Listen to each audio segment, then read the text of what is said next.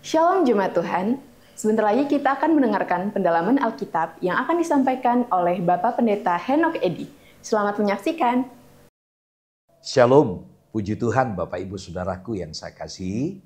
Kembali kita akan belajar bersama-sama dalam kelas pendalaman Alkitab. Secara khusus kita belajar tentang teologi Kristus. Nah, dalam pertemuan kita kali ini saya membahas tema yang jarang kita dengar sebagai orang awam.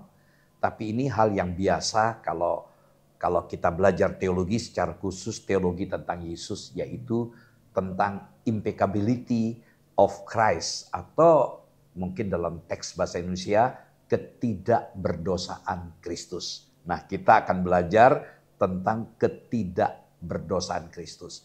Nah, untuk itu Bapak Ibu Saudaraku, kita siapkan Alkitab kita, hati kita, sehingga apa yang kita pelajari sungguh-sungguh boleh menjadi berkat bagi kita sekalian. Mari kita berdoa. Bapa kami dalam sorga, kami bersyukur buat waktu yang sudah Kau berikan bagi kami untuk kembali kami belajar dari firman-Mu.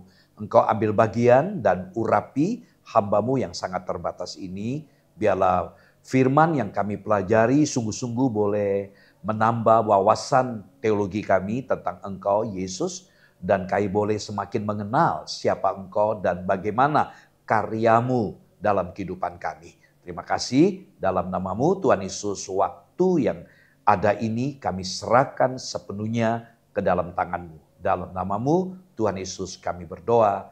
Haleluya. Amin.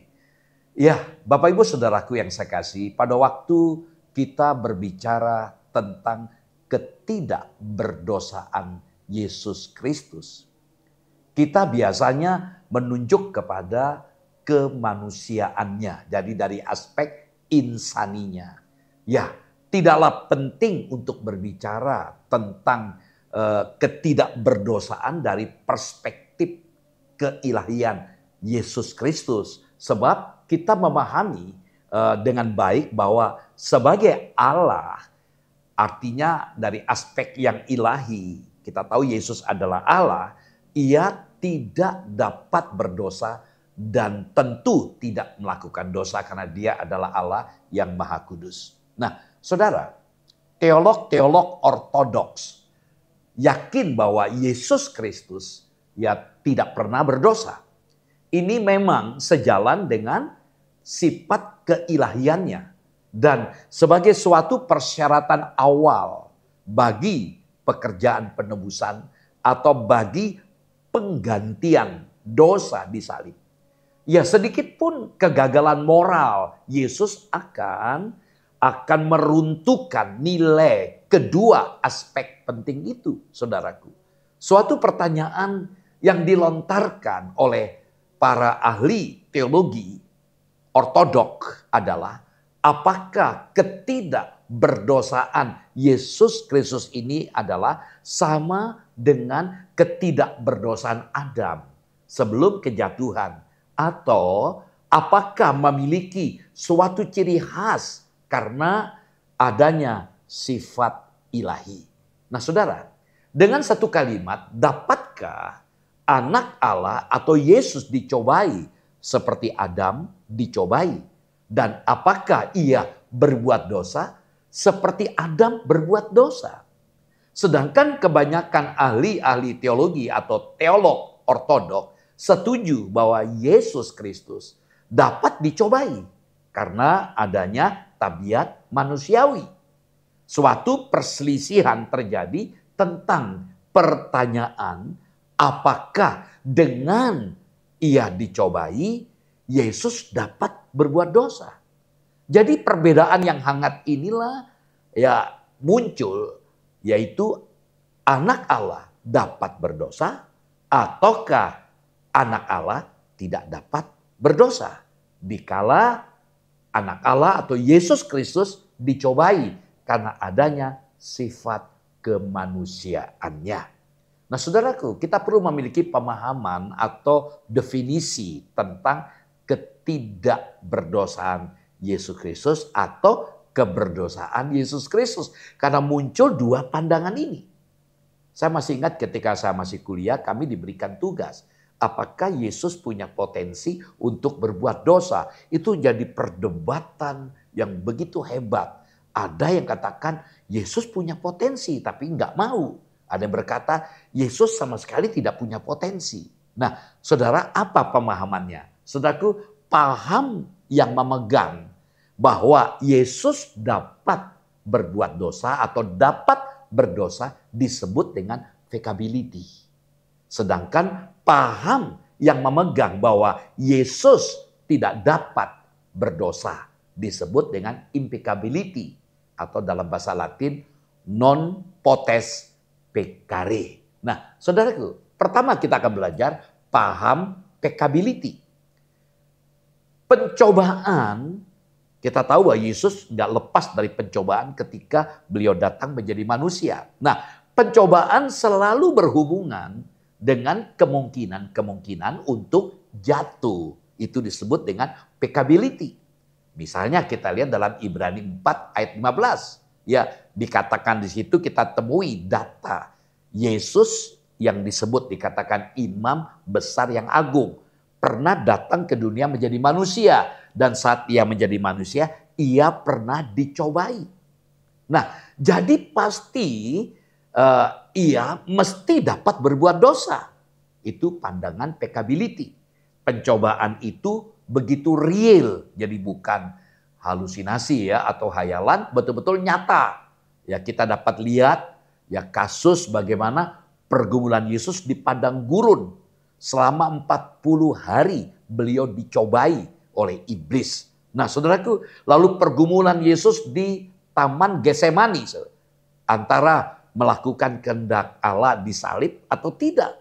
Nah, saudaraku, jadi pencobaan Yesus ini begitu nyata, begitu real seperti pencobaan manusia lainnya atau pada umumnya. Nah, argumentasinya, saudara, sampan dan kapal perang. Kita lihat ada sampan, ada perahu kecil, dan kapal perang. Kapal perang ini kapal baja ya. Sampan atau perahu kecil dan penumpang-penumpangnya bisa berusaha, berupaya sekuat mungkin menghadapi kapal perang. Tetapi kapal perang terlalu kuat. Sehingga apa? Sehingga tidak mempan atas perlawanan apapun. Artinya Yesus ketika dicobai, begitu kuatnya pencobaan, Yesus tetap dia menjaga dirinya tidak berdosa. Nah, selaku paham yang kedua, yaitu yang menjadi pembahasan kita adalah impeccability. Nah, apa dapat kita lihat? Ada 7 hal yang dapat kita lihat dari pandangan impeccability. Sesuai dengan tema kita yang pertama, pencobaan yang dialami oleh Tuhan Yesus begitu real, begitu nyata. Misalnya di padang gurun, kita dapat temuin data itu ya di dekat Jericho dalam Matius pasal 4 ayat 1 sampai 11. Diuji dengan 3 macam tantangan, tapi Yesus dapat menepis, menolak ya dengan hanya mengungkapkan senjata perlawanannya seperti ada tertulis Yesus memiliki kekuatan, dia pegang firman. Lalu kedua, pencobaan yang dialami Yesus di Taman Getsemani bersama dengan Petrus, Yohanes, Yakobus. Misal kita lihat dalam Matius 26 ayat 36 sampai 46, bagaimana Yesus bergumul di Taman Getsemani sampai peluhnya bercampur darah. Dia berdoa dengan emosi yang begitu tinggi. Sementara ketiga murid yang paling dekat ini tertidur. Ya, Yesus dalam doanya sampai 3 kali. Yang pertama dia berkata, Bapa kalau boleh lalukanlah aku dari cawan. Tapi ditutup dengan apa? Kalau memang itu bukan kehendak Tuhan, ya kehendak Bapa, tentu dia tidak. Artinya apa? Jadi kalau memang itu bukan kehendak Allah, dia tidak akan. Ya, kalau memang Tuhan menghendaki dia harus mati di salib, dia akan melakukannya. Jadi ini pencobaan real, begitu nyata. Yang saya amati di Alkitab, baik di padang gurun maupun di Getsemani. Yang kedua, Yesus tidak memiliki dosa awal Adam. Ya. Nah, saudaraku, ini hal yang perlu kita pahami. Kalau Yesus mewarisi dosa Adam, berarti Yesus tidak memenuhi persyaratan untuk menjadi pengganti dosa manusia, saudaraku. Karena manusia semua berdosa. Kalau Yesus mewarisi dosa Adam, berarti Yesus nggak jauh beda dengan kita, saudaraku. Semua manusia berdosa dan akibat dosa itu maut. Ya, jadi dosa itu mendatangkan keterpisahan antara kita manusia dengan Allah yang kudus. Bagaimana mungkin Yesus mampu menyelesaikan masalah dosa kita kalau dia berdosa? Karena itu poin kedua, Yesus tidak memiliki dosa awal Adam. Ya, karena dia Allah yang kudus, datang berinkarnasi menjadi manusia. Dia lahir lewat seorang gadis perawan yang tidak melakukan hubungan seks secara umumnya karena rahim Maria, Bunda Maria itu dipinjam Roh Kudus yang bekerja berkarya. Nah, jadi kalau Yesus tidak memiliki dosa awal Adam, berarti tidak ada konflik dalam diri Yesus karena beliau memenuhi persyaratan. Nah, kita coba melihat sejenak dalam Roma pasal 7 ayat 15 sampai 26. Ya, tidak semua saya bacakan ayat ini. Roma pasal 7 ayat 15 sampai 26. Roma pasal 7 saya bacakan ayat yang ke-24 sampai 26. Aku manusia celaka. Nah, ini ungkapan Paulus, aku manusia celaka. Kenapa? Ada konflik dalam dirinya, saudaraku. Nah, coba kita lihat sebelumnya ayat 24 supaya bisa jelas. Ayat 21. Demikianlah aku dapati hukum ini, jika aku menghendaki berbuat apa yang baik, yang jahat itu ada padaku. Sebab di dalam batinku aku suka akan hukum Allah. Tapi di dalam anggota-anggota tubuhku aku melihat hukum lain yang berjuang melawan hukum akal budiku dan membuat aku menjadi tawanan hukum dosa yang ada di dalam anggota tubuhku. Aku manusia celaka. Siapakah yang akan melepaskan aku dari tubuh maut ini? Syukur kepada Allah oleh Yesus Kristus Tuhan kita. Nah, dari ayat kita bisa melihat bagaimana konflik dalam diri Paulus. Paulus tokoh agama. Dia boleh katakan seorang pribadi yang begitu taat melakukan hukum Taurat. Tapi sebagai orang yang beragama, dalam dirinya dia punya keinginan yang begitu besar, begitu tinggi untuk menjadi pribadi yang taat. Jadi yang ada dalam hatinya ingin melakukan segala perintah Allah. Jadi dalam dirinya ada peperangan dalam batinnya. Yang dia ingin lakukan adalah perintah Allah, namun justru dia melanggarnya. Nah, artinya apa? Dia ingin memberikan yang terbaik lewat hidupnya, hidup agamanya, kehidupan spiritualitasnya. Tapi justru dia melakukan yang tidak benar. Sehingga dia berkata, aku manusia celaka. Kita tahu dia sebagai tokoh agama, dia yang punya niat yang tidak baik terhadap pengikut Tuhan. Gereja mula-mula waktu itu kan, dia yang juga ikut membunuh Stefanus dengan dirajam batu. Dia yang mengejar orang-orang Kristen dari gereja Yerusalem, dia kejar. Namun Tuhan tangkap dia. Seolah-olah Tuhan berkata, hei Paulus, kejarlah daku, kau kutangkap. Nah, jadi Paulus ingin berbagi kepada kita. Ada konflik dalam dirinya. Artinya dia ingin melakukan yang baik, tapi justru yang dia tidak inginkan, yang dia tidak kehendaki, justru dia lakukan. Sampai dia kata, aku manusia celaka. Kita belajar sini ya dari cerita Paulus ini. Yesus tidak memiliki dosa awal Adam. Sehingga tidak ada konflik seperti dia alami oleh Paulus. Kita pun juga demikian kan. Setiap kita, saya yakin ya, setiap orang Kristen yang mau ikut Tuhan, sungguh-sungguh dalam hatinya ingin melakukan apa yang Tuhan perintahkan. Namun seringkali kita menangis ya, seringkali kita menyesal. Kenapa ya kok aku lakukan itu? Kenapa dan kenapa? Itulah manusia. Ya, sehingga kita butuh Tuhan. Yang ketiga, Yesus memiliki sifat ilahi. Kenapa Yesus memiliki sifat ilahi? Karena ia adalah Allah.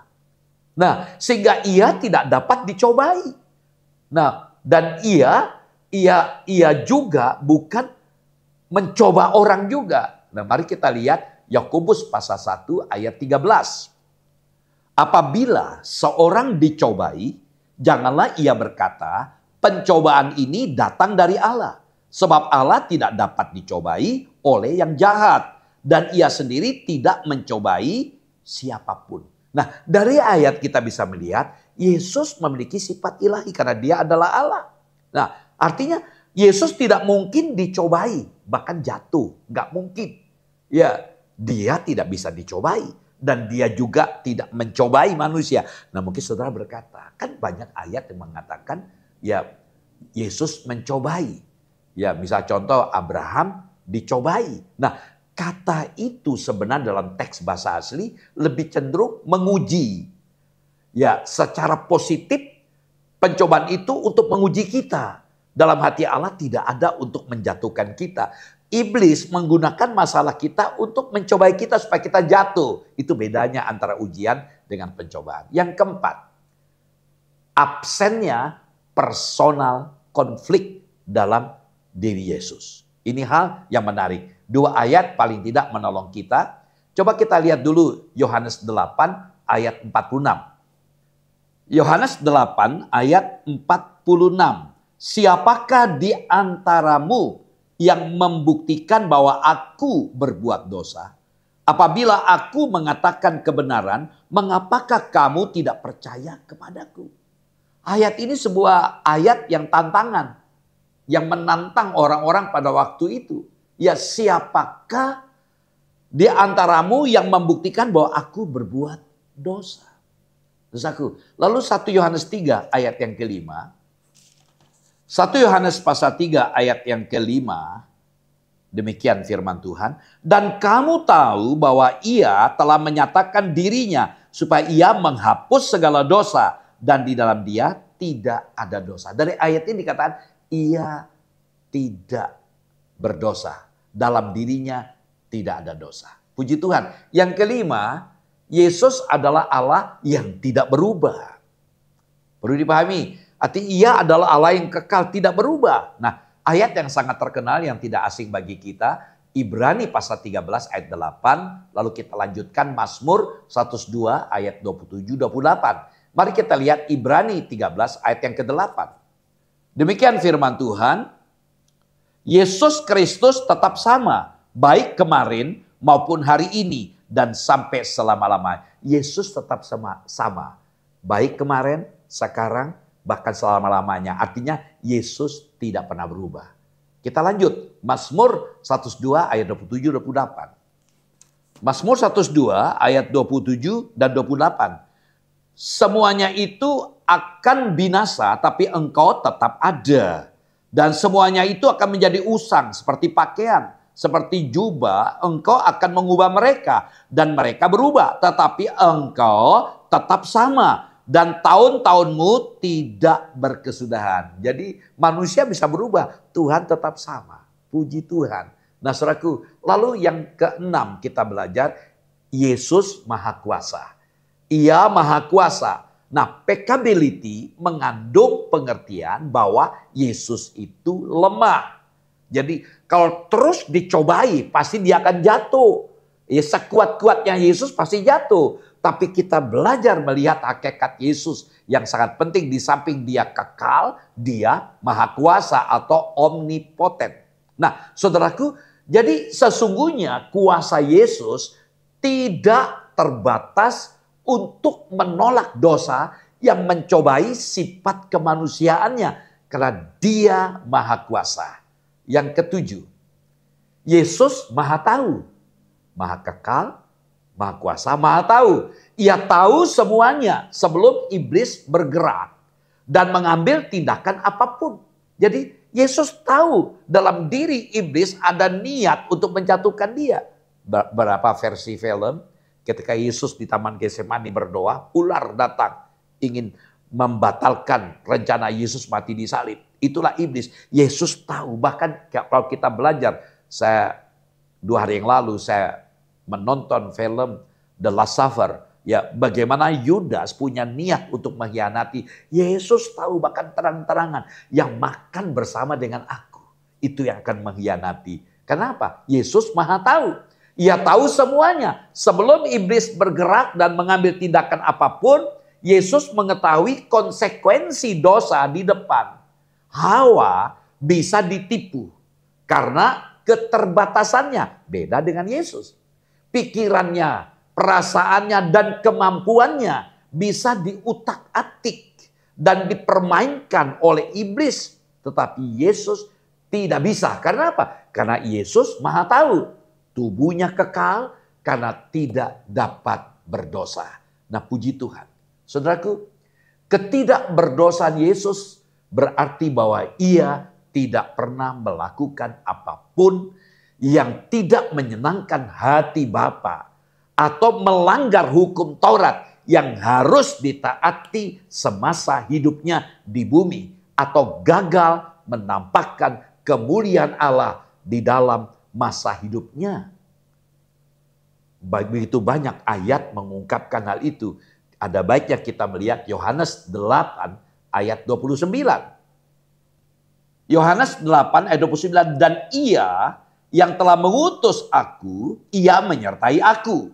Ia tidak membiarkan aku sendiri, sebab aku senantiasa berbuat apa yang berkenan kepadanya. Aku senantiasa berbuat apa yang berkenan. Wah, luar biasa ya. Ini memotivasi kita untuk betul-betul hidup seperti Yesus menjadi contoh yang baik. Beliau begitu taat. Nah, saudaraku, ketidakberdosaan Yesus Kristus bukan hanya sebuah teladan atau model bagi umat manusia, tetapi merupakan suatu hal yang fundamental, yang berdasar dan keharusan bagi keselamatan kita. Dengan pengertian bahwa apabila Yesus Kristus yang menebus dosa seluruh umat manusia bukanlah domba yang tidak bercacat celah, maka bukan saja ia tidak dapat menjamin keselamatan seluruh umat manusia, melainkan ia sendiri pun membutuhkan juru selamat karena ia memiliki celah. Ya, dosa yang begitu banyak dan besar yang ditanggung oleh Yesus Kristus di kayu salib menuntut suatu pengorbanan yang sempurna. Yesus memenuhi persyaratan karena dia tidak berdosa. Pengorbanan itu harus dilakukan oleh seorang yang tidak berdosa. Dan Yesus memenuhi persyaratan domba yang tak bercacat. Dan karena Kristus memang tidak berdosa, maka ia memang adalah juru selamat manusia. Juru selamat saudara dan saya yang sejati, yang telah menebus dosa umat manusia. Dua ayat penutup kita lihat, Ibrani 4 ayat 15, 1 Petrus 2 ayat 22. Ibrani 4:15, sebab imam besar yang kita punya bukanlah imam besar yang tidak dapat turut merasakan kelemahan-kelemahan kita. Sebaliknya sama dengan kita, ia telah dicobai, hanya tidak berbuat dosa. Perhatikan, Yesus pernah jadi manusia. Dia bagaimana bisa merasakan apa yang kita alami sebagai manusia, lapar, haus, bahkan bisa lelah, tidur ya. Dia lakukan apa yang dia alami oleh manusia. Perhatikan, ia pernah dicobai, hanya tidak berbuat dosa. Ayat terakhir, 1 Petrus 2 ayat 22, ia tidak berbuat dosa dan tipu tidak ada dalam mulutnya. Luar biasa, dari dua ayat ini menolong kepada kita bahwa Yesus betul-betul tidak punya potensi untuk berbuat dosa. Terima kasih, Tuhan Yesus memberkati. Mari kita berdoa. Bapak, terima kasih buat firman-Mu. Kami boleh bersyukur, boleh belajar, melihat sebuah fakta. Pengorbanan-Mu betul-betul menuntaskan dosa kami yang mau percaya kepada Engkau. Terima kasih buat karya-Mu yang agung. Dengan hikmat-Mu, ya Allah, Engkau memberikan solusi yang terbaik karena kami manusia tidak mungkin mampu menyelamatkan diri kami. Sekalipun kami baik, sekalipun kami boleh mendemonstrasikan perbuatan-perbuatan baik kami, amal sedekah kami tetap berdosa dan hukuman kekal itu menjadi bagian hidup kami. Tapi terima kasih buat penebusan di mana Yesus, anak domba Allah yang tidak punya cacat, yang memenuhi persyaratan untuk menjadi pengganti dosa kami. sehingga bagi setiap kami yang percaya diberikan keselamatan. Terima kasih buat karyamu, terima kasih buat keselamatan yang sudah Kau berikan bagi kami. Engkau satu-satunya juru selamat. Biarlah kami yang mengikuti jam tayang pendalaman Alkitab ini, boleh kami sadar mengambil keputusan untuk percaya dan siap menyadari bahwa kami manusia berdosa, membutuhkan juru selamat, dan hari ini kami hadirkan Engkau Yesus sebagai Tuhan kami, Engkau Yesus sebagai juru selamat pribadi kami masing-masing. Terima kasih, berkat Tuhan menyertai kami. Dalam namamu Tuhan Yesus kami berdoa. Haleluya. Amin. Shalom. Sampai jumpa lagi. Tuhan Yesus memberkati. Terima kasih jemaat Tuhan telah mengikuti pendalaman Alkitab kali ini. Semoga renungan hari ini dapat menjadi berkat bagi kita. Sampai jumpa di pendalaman Alkitab mendatang. Tuhan Yesus memberkati.